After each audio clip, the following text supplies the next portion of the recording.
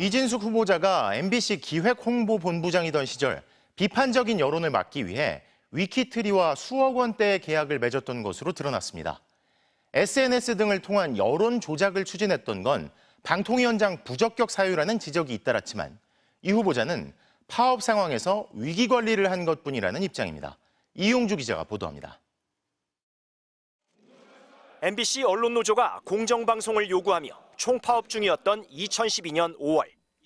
법인카드 유용 의혹 등 당시 김재철 사장의 각종 비리가 드러나면서 사측에 대한 여론이 급격히 악화됐습니다.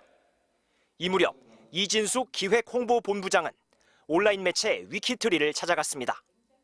SNS 대응을 위한 계약을 맺기 위해서였습니다.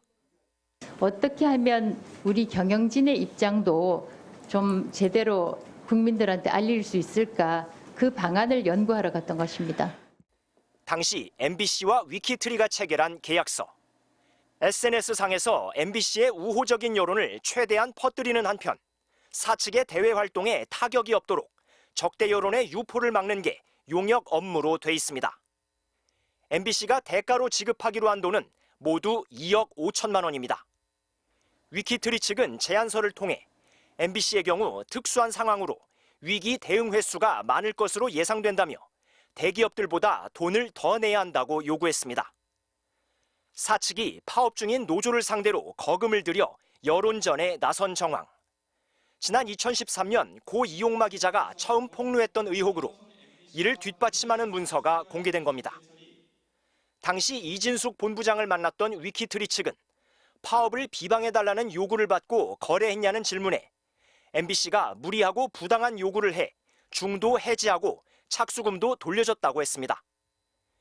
인사청문회에서는 불법 여론 조작 아니냐는 질타가 잇따랐습니다. 여론을 조작해서 MBC에 유리하게 노조를 불리하게 만들고 주도권을 쥐겠다, 이런 내용이에요. 외부의 여론을 조작하려고 했어요. 이 후보자는 위기 관리였다고 주장했습니다. 리스크 매니지먼트, 위기 관리 계약을 맺었던 것입니다. 사규를 어기고 아니, 동문서답 하시지 말고 이거 확인되면 사원들에 대해서 저희가 위기 관리를 했던 것입니다.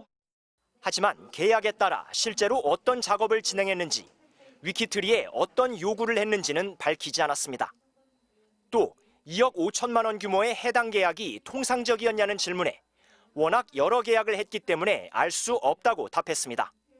MBC 뉴스 이용주입니다.